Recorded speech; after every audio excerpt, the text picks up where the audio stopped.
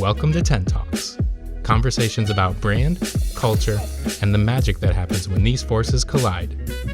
You're listening to Culture and the Flexible Workplace.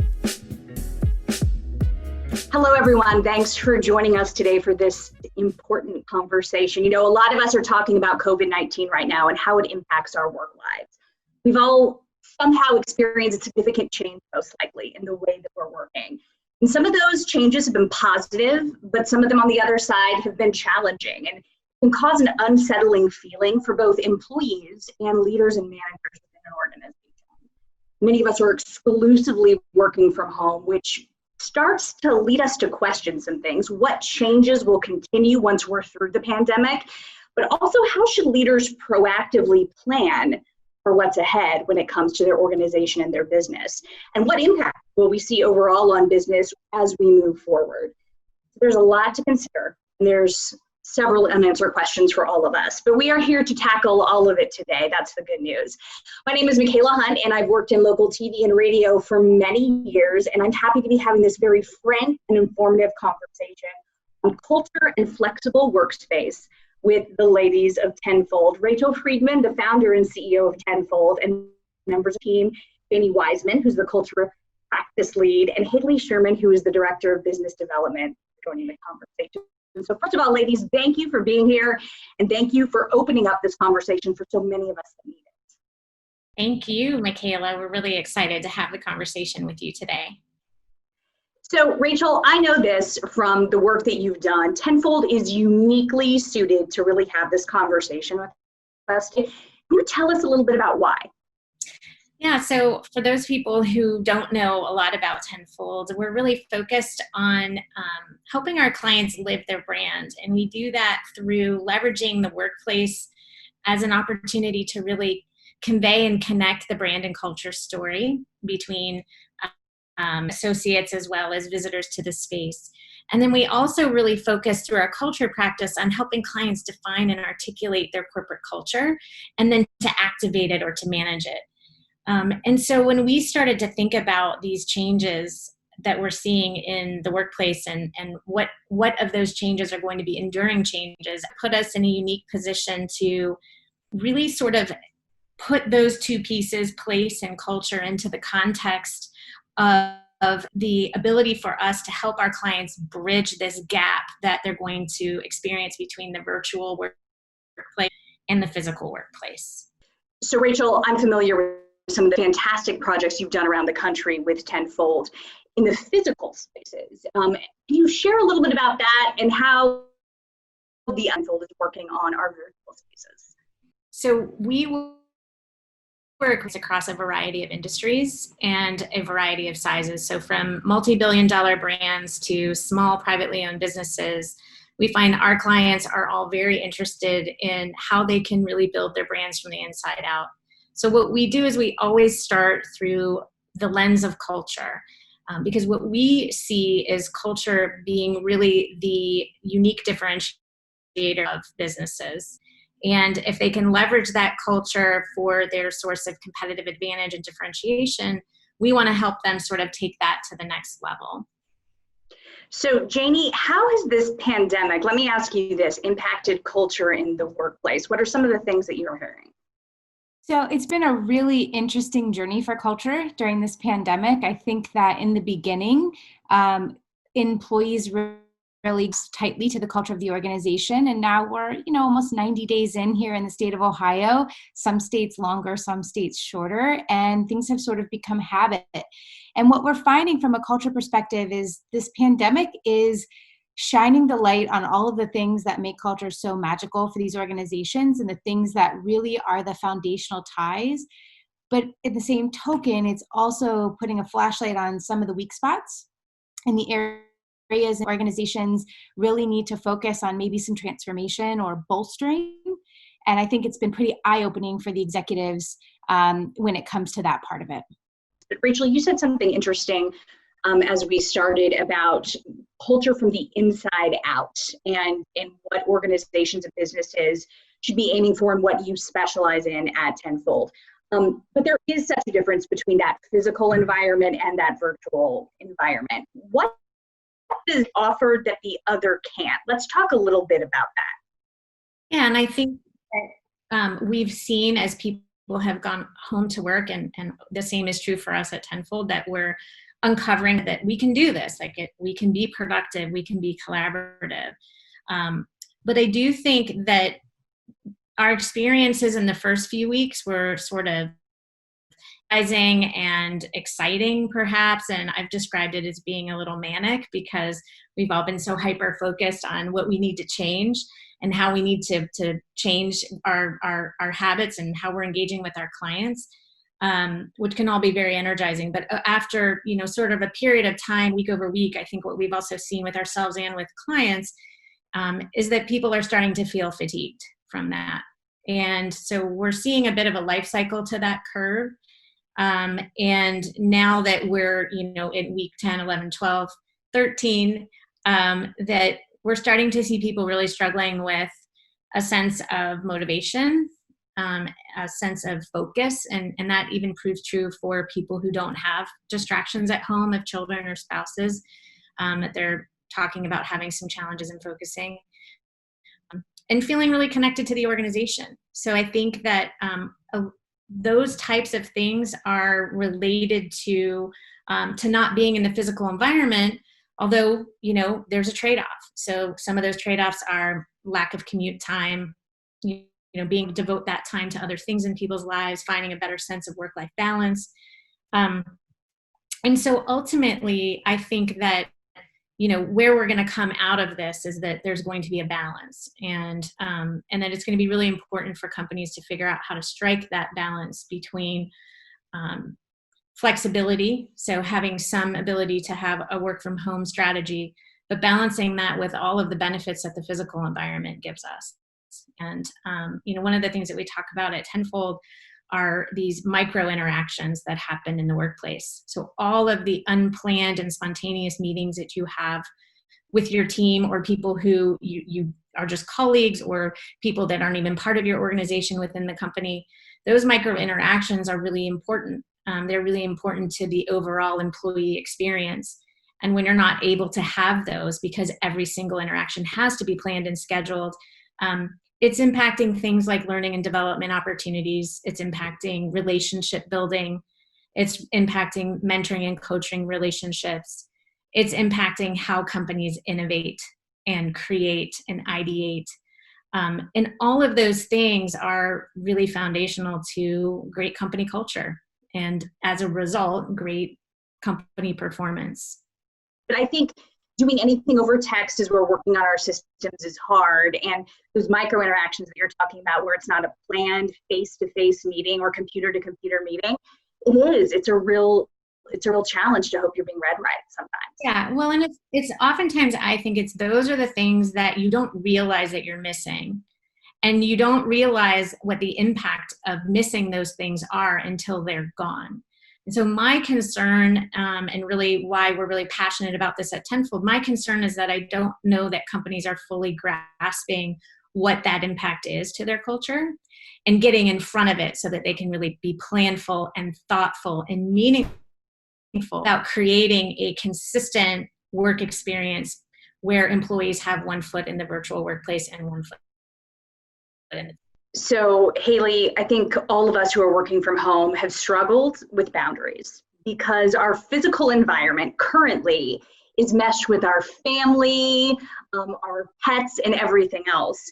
That's the part that I'm missing, and I know a lot of people are really missing about their regular work environment. What's your take on that, and what we need to be really cognizant of as we plan ahead for where we go next for that flexible workspace?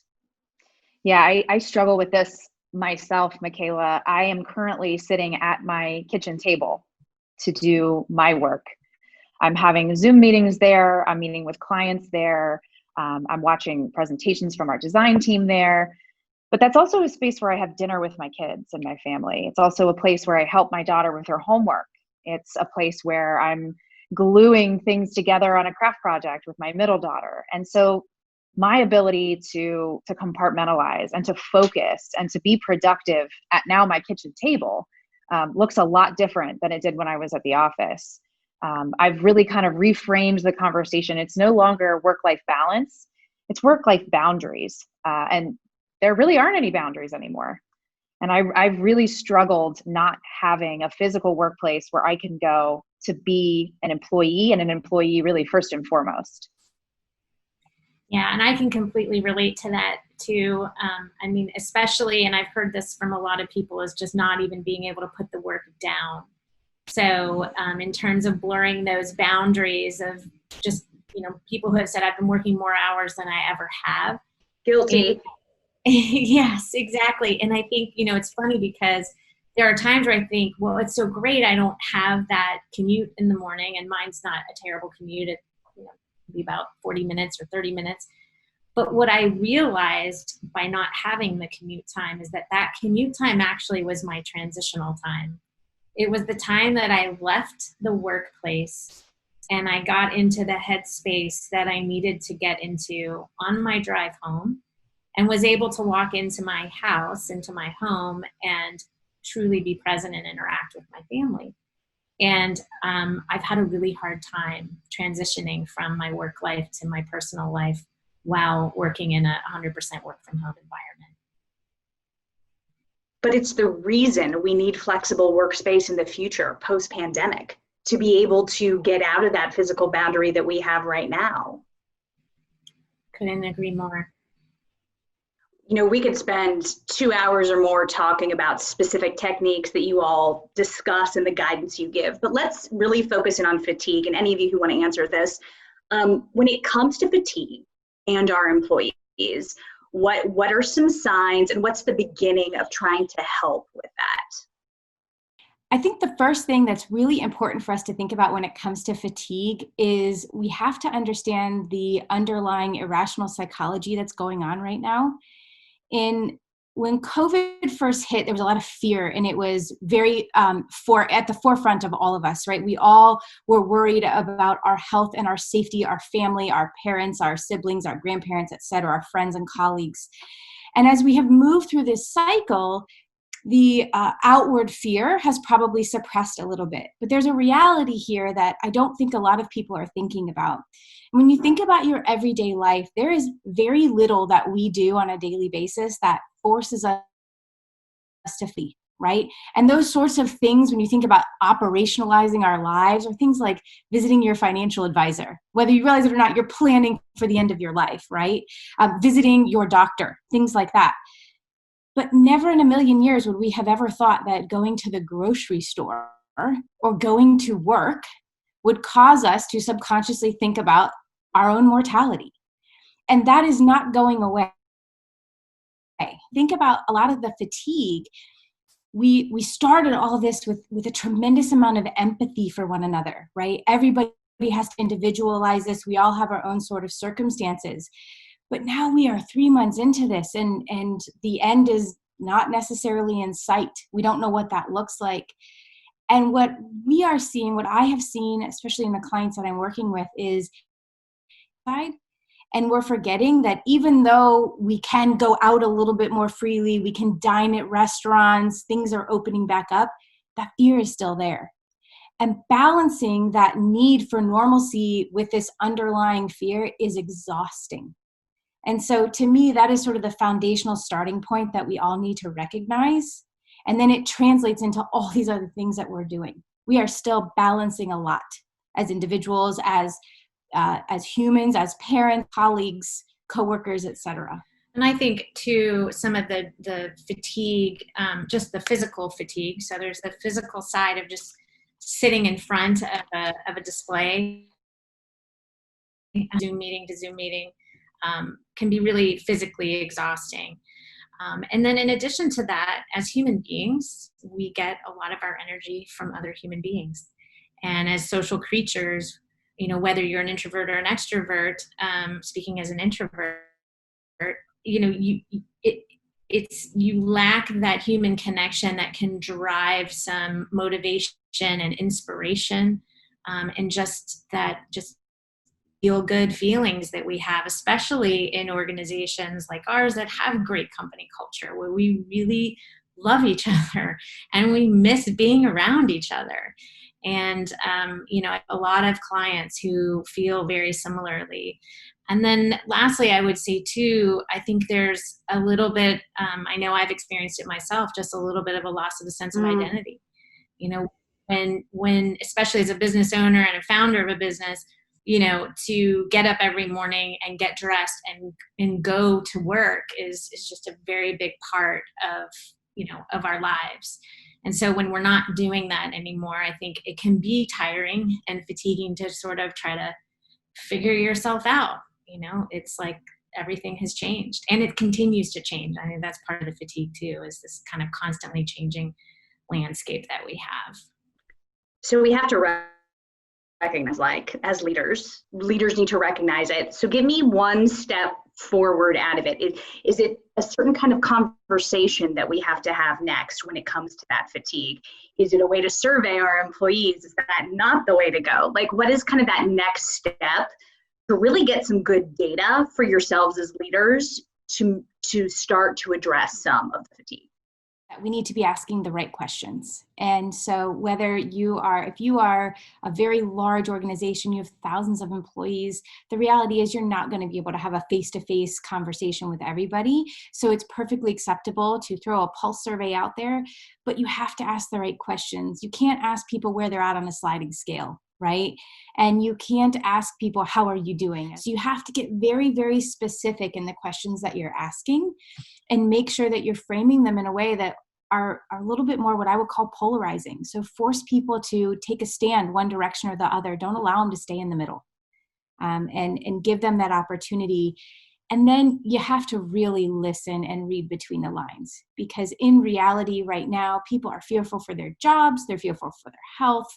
And so they might be telling you things that they think you want to hear. We spend a lot of time talking about this time period right now. And what I've talked with clients about is that this is not the new normal. This is the abnormal time period. This is the transitionary time period, which could be 12 months, it could be 18 months, it could be less. I think a lot of companies are spending a lot of time making big, bold decisions about the future of their workplace strategy based on where we are today in this abnormal time period. And so what I think has been more curious and more interesting to talk about is what happens in the post-pandemic world. Because to me, that will be the new normal. That will be the next normal. And so we've really spent our time focused on, we've been trying to help clients through this really abnormal time period and uncomfortable time period. What we're really focused on is what is the post-pandemic solution? What are the changes that are going to endure from this time period into the next? And make sure that companies are making their longer term decisions based on that, and based on those assumptions and those changes than they are about the now. What risk do leaders of organizations take if they don't think beyond, or before, I should say, that end results with their workforce and their employees and their staff right now? Yeah, so I sort of mentioned earlier, there's been some press around certain companies who, based on the last 11, 12 weeks of this experiment, as I like to call it, they've made some pretty significant decisions. Some who said they're sending up to 30 to 50% of their workforce home permanently. And again, I think that our point of view is that it's first of all, it's not going to be a one size fits all, but that in making those decisions, that organizations and particularly leaders need to understand what they're giving up when they do that. And what they are giving up is that experience in the physical workplace, which associates with all of those things we were talking about with those micro interactions. And that those little things can sort of chip away at the culture over time. And that I think that a more reasonable approach is to be intentional and thoughtful about a flexible workplace where what we see happening or what we predict to happen is that it will be very similar to sort of the dress for your day policy. What do I need to get done today, and where's the best place for me to get that work done for that day, or that week, or that hour. And so if people have more choice and flexibility in where they work and how they work, then companies just really need to think about what is that experience going to be like for them. And if they value what the physical environment does deliver in terms of learning and development and innovation and ideation and the creation of authentic relationships, which we all believe to be really critical and crucial to building great company culture, then they're going to have to create a physical workplace that is craveable, that is the place that people want to choose to be when they have the choice. How do you build and design a space that creates an experience that people want to be there? Tenfold has designed some amazing spaces over the years, and I've had an opportunity to experience them. Lots of open concepts, which is beautiful. How do you suggest companies think about that flexible workspace as individuals start to go back so they can feel good and plugged in on those dressed for that days, and also feel safe? What are some of the suggestions that you all have? Well, specifically, the work your day or the choice and flexibility is going to relate to the post-pandemic world. Again, I think during this transitionary time period, it's going to be abnormal, and you're going to have to create that safe environment, which means it's going to be socially distanced. I guess what I want to get across is that as leaders are making decisions for the permanent and more long-term, it's going to be the opposite of the way they're treating their space today. So today, they're treating their space in terms of social distancing. What we know to be true about the importance of the physical environment is that in the post-pandemic world, the physical workplace is going to be all about social interaction. It is going to be the opposite. And so what we want to get clients to think about is, when they're planning for 12 months out, to be not planning in terms of how things are in this moment today. That it is going to be about driving those interactions. It's going to be about human connection, because if you want to be isolated, you're going to work at home because you're going to have that choice. And so it's a flip, and it's counterintuitive right now with where our minds are at and where we're at in the world, but that is truly what we believe to be the long-term view. So how do you help leaders make that flip? Since we all are living in this place that we're at right now, pre-vaccine, the virus still exists, how do you get leaders to make that flip in their heads to plan for that time ahead that's really hard to envision right now? Yeah, I think you have to be that visionary leader, and know that you are looking out beyond the 12 months, and to, I think every great leader is always 2 or 3, 4, 5 steps ahead. And so I think it is, and we're working with clients who are thinking more long-term, and they may be thinking about taking less space, but they're thinking about using that space very differently. So again, it's everything that we're not supposed to be doing right now, because, in the post-pandemic scenario where you can choose and where we want the physical workplace to drive interaction, you're probably going to be looking at shared workspaces. It's not assigned and permanent workspaces. And that is the opposite of what we're trying to drive today, because we're trying to keep people separated and keep people safe. So I think it just really is about not making emotional decisions and making decisions really quickly right now based on right now. I think it's being very cognizant and recognizing that, again, where we are right now is the abnormal. This is not, we are going to have changes, but some of those changes are not going to endure. And I think the enduring change is going to be the fact that we are going to have this really fluid workplace, where you're here, you're at Starbucks, you're at home, you're at work, you can work from anywhere.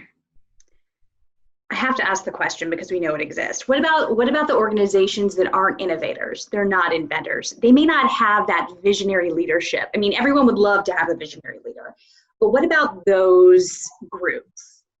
How can they right set their minds, maybe start to think a little bit differently? I know that's a really big question, but I think it's an important one given the variety of organizations and how they're led, what we see. I mean, I think for me, over my almost 30-year career of working with clients, it's always been about aligning the workplace strategy with the business strategy. And if there are things that you're trying to achieve in the business, you want to really closely examine, is the workplace an obstacle or an enabler to achieving those goals?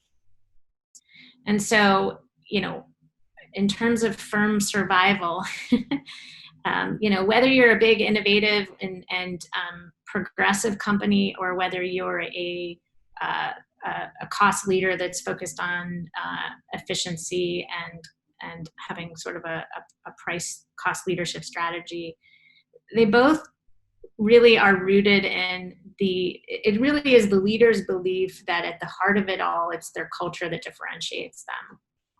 And what we know to be true about building culture is that, it really connects to all of these things that we've talked about are at risk of being lost if we're not spending any time together.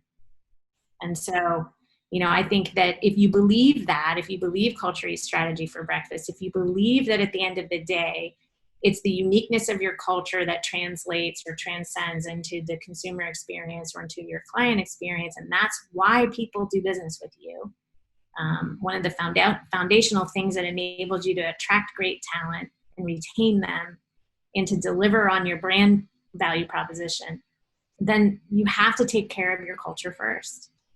And I think, we just really feel strongly that leaders need to be very thoughtful and sensitive about the decisions and the changes that they're making right now, long-term changes that could contribute to the culture suffering in some way. And that it's one of those things that can kind of eat away over a period of time. And then you look back and you realize, wow, our culture has really changed. And it's very hard to get that back. So you don't want to lose that magic. And I would say what makes, for any company, and I don't think it matters if you're a visionary innovator or if, as Rachel mentioned, you're a cost-saving efficiency company, if you don't know what makes your culture special, then it will slip away from you, especially during this time, faster than you will ever know what to do with yourself. And so I think it's really important that all leaders right now are focusing on the things that they know to be true, that truly define them as an organizational culture, that make them special, the things that need to be protected and reinforced. And once you know that, you can start to build a workplace strategy to ensure in the long run that those things stay. So Janie, I have a team member who has a birthday that's coming up. And I know that in the past, we have celebrated birthdays in a certain way on our team. We've spent time together at lunch as a team. It's just the way that we do things at work. And I think a lot of people like me are struggling with how to do that in this new normal. So what kind of guidance would you share on that? Sure. Well, it's a great question, Mikaela, because rituals are a critical component to great corporate culture. And I think one of the things that we can do right now is actually catalog our rituals. I think it's something a lot of companies haven't done. And there are two types, right? There's the organic ritual that happens because people are connecting organically in the workplace. And then there are the prescribed rituals. This is how we celebrate birthdays. This is how we come together for a quarterly meeting. This is how we celebrate an anniversary. That sort of thing. And so I think it's really important first to get them all down. What do you do in your company that makes your culture so special and brings people together, both the things that you prescribe and the things that are just sort of happening organically? And then you have to examine them and you have to prioritize them and then you have to shift them. Because things like celebrating a birthday with a pizza lunch or running out to your favorite restaurant, we can't do that right now. And we may not be able to do that as easily post-pandemic if we have this flexible workplace. So how do you get creative and adapt those rituals? And I think there's probably two phases of them. There is the adaptation for the current situation, and then there is the long game. How do we want to adapt them and what role they play in our culture, level of importance for our post-pandemic world? So I can tell you at Tenfold, we've done some really creative and fun things. We've had donuts delivered to somebody's front door, the early crack of dawn. We have had favorite lunches delivered. We have decorated behind ourselves. We've created videos. But I can tell you that we do walk the walk and talk our talk, where we have cataloged our rituals. And as a leadership team, we have worked to adapt them so that they are still meaningful and they deliver the same intent and purpose as they had when we were all working in the physical workspace, but they work in a virtual environment. Haley, let's talk a little bit about what innovations you've been hearing about or seeing with some of your clients currently. I'd like to hear about, as they're thinking 12 to 18 months out, what are some of the things that you found really interesting that you think will really keep them going on that next level in a good place where culture is at the top? I think in the conversations that I'm having in the business community, it's an easy assumption to make that we're headed into this environment where, everyone will have their own office. We will all be isolated forever, and work from home might be the permanent answer. That's the easy assumption to make right now. And across the business community, I continue to have conversations with people that's what I'm hearing. And Tenfold, we really are in the space saying, think this through. Don't make the easy assumption. Why is it that when you go to Starbucks, the tables are packed with people with laptops? Why is it that when you go to Barnes and Noble, they've built a work cafe with free internet? Why is that? Because we crave human interaction. We come together to be together. And the future of work doesn't look like a lot of glass boxes in a room. It is people collaborating, it's working together, it's innovating, it's ideating, it's mentoring, it's leading the next generation in the work environment, and that happens together. And so when I'm out in the business community, I am talking about Tenfold and who we are and what we do and why this idea is so central to us and our work. The light bulb does turn on. People do come to the realization that wow, you're right.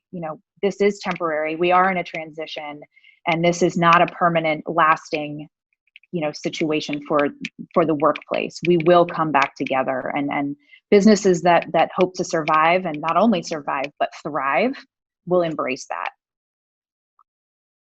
I love that you mentioned mentoring and development, because we're talking about culture, and there's many different ways obviously to look at culture within an organization, and you all can really take a close look at that and make some great suggestions and guide organizations the right way during this time and in this post-pandemic world. But when you mention mentoring and development, how does that play into what you do with culture as Tenfold? What do you do in that regard?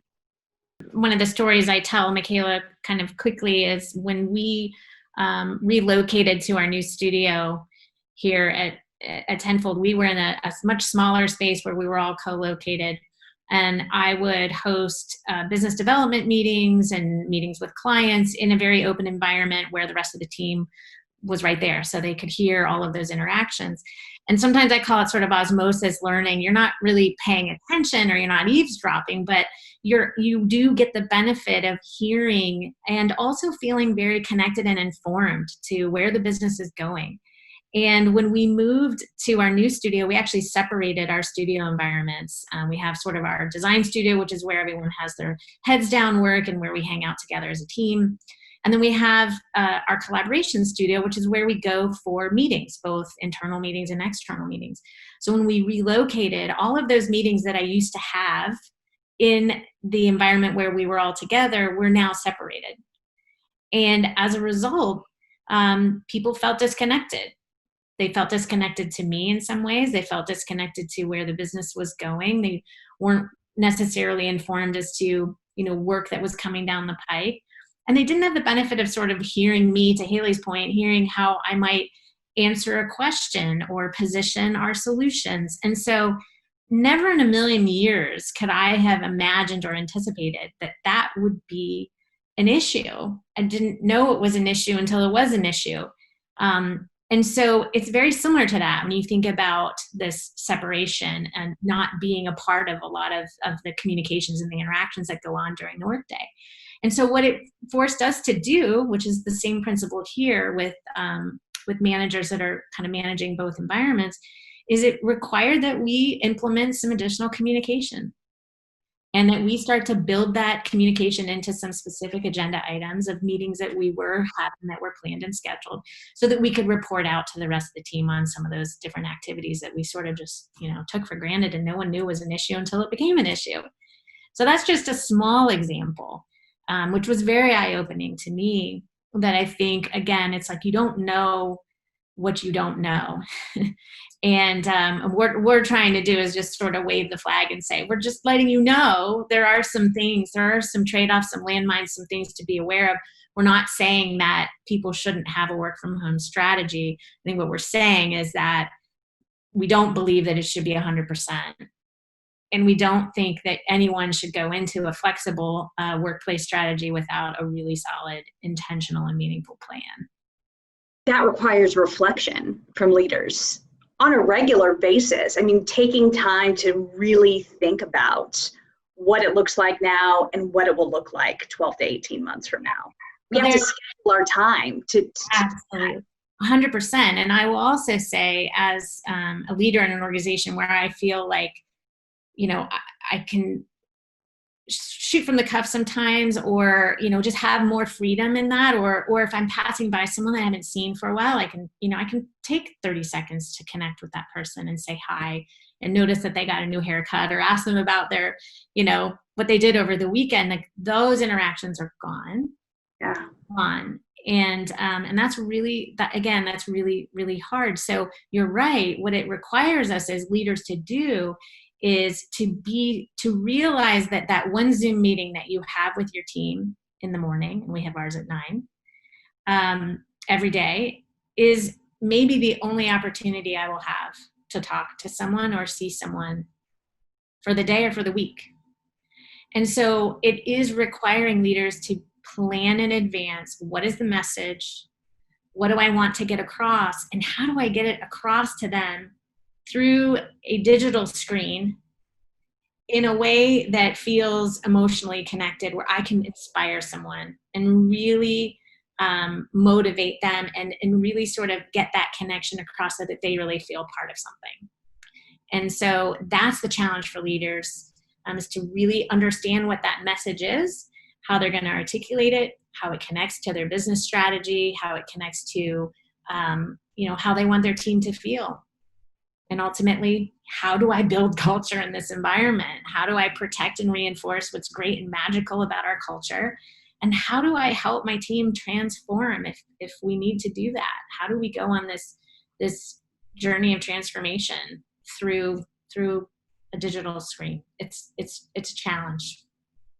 Yeah, it's also a huge challenge because leaders are now forced to be much more proactive on a daily basis with their communication, right? And so when you're a leader and you know that you're going to have a quarterly offsite or a town hall or a monthly business update, all of those sort of planned interactions, you have time to really think through how you're going to communicate that.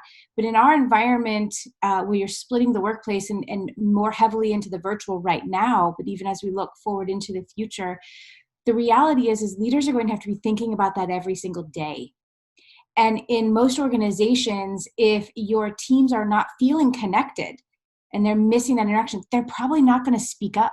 Number one, they may not realize that that's what the feeling is, right? They may just be feeling drained or fatigued or some of these other symptomatic things that we would see. And so as a leader, if you are not on it every single day and reinforcing and thinking ahead every single day, you're probably going to risk losing a lot of your culture because of it. In order to get that across, and everyone has to do it in their own style, and every manager and leader has their own style. But I think what we believe, just like we do in the physical space, we believe this in the virtual workspace, is that it has to be creative. It has to have an element of storytelling to it. It has to have an element of metaphor to it, so that it can be moving, so that it can be emotionally connected. And as a result, it will be memorable. So at the end of the day, that's what we're trying to do, is we're trying to connect so that we can, stay top of mind and inspire people to be their best. I want you to put your futurist hats on. We've been talking obviously a little bit about this, but I want each of you to tell me, what state do you think we will be in a year from now, or even 18 months from now? I mean, I really do think it's going to be this flexible work environment. I think employees will demand it of their employer. I think, especially as the next generation graduates from school and kind of is thrust into this economy, technology, they've grown up with it. They've embraced it. They have figured out how to monetize it. I think we will be in a very flexible work environment space in 12 to 18 months. And I think a lot of it will be employee driven. Top talent will demand it. I think employers that want to survive and thrive and capture that top talent, they will embrace it. And I think companies that don't won't. So I think we're going to be in a much more intentional world in the post-pandemic state. I think that we will be hyper aware of certain things that are meaningful to us as individuals. I think we will be, as a business, we will be much more intentional about our decisions and about the things that need to happen in order for us to be successful, both from a culture perspective and brand perspective, also from an innovation and product perspective. I think the world is changing before our eyes in so many different ways, and not just COVID, right? There's a lot going on in our world right now. And I think that we will be, my hope is that we will be a much more empathetic employer country after COVID. I think that we will stop taking certain things for granted. Maybe we'll take new things for granted, and I think we will hopefully be a much more balanced workplace society where we allow people to really operate in a way that puts them at sort of max efficiency and happiness. And we won't have the level of judgment we used to as a country. So that's my hope for our post-pandemic world. A little bit more rosy-colored glasses. I think things will be back.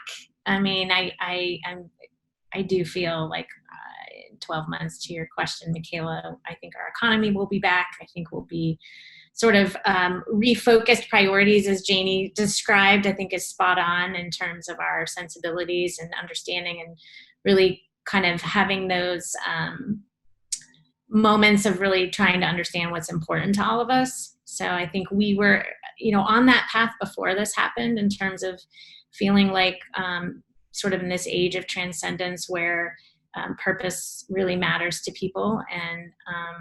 And so I think that what we've experienced over the last few months has just accelerated a lot of those changes.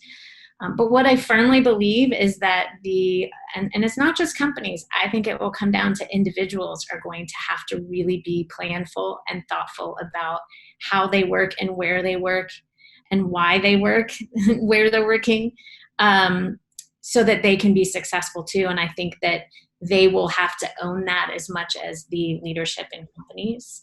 And I think that the people who do, I think they're going to win. And I think that the people that don't, they're going to struggle. But I think that the people who are really intentional and focused around all of the things that we've been talking about today, to Haley's point earlier, they're not just going to survive, they're going to thrive. I have so many takeaways from this conversation, between what I need to be talking to my employees about, how are you feeling right now, to the fact that I need to be spending time each week reflecting about where we'll be 12 to 18 months and everything in between. So thank you all for making us be intentional. Thank you for helping us think, because it is very hard to navigate as this world is shifting. You all have such a unique point of view, and we've needed to hear it. And you have these distinct capabilities, right, to help companies be successful. So this has been really an eye-opening conversation. Where should people go if they want to connect with you further? They can feel free to reach us at our website, which is tenfoldbrand.com, tenfoldbrand.com. Ladies, again, thank you so much for being here and for having the conversation with us. Thanks, Mikaela. Thanks for tuning into Ten Talks. Keep up with the podcast on Instagram or Twitter with the handle @tenfoldtalks or online at tenfoldbrand.com/tentalks.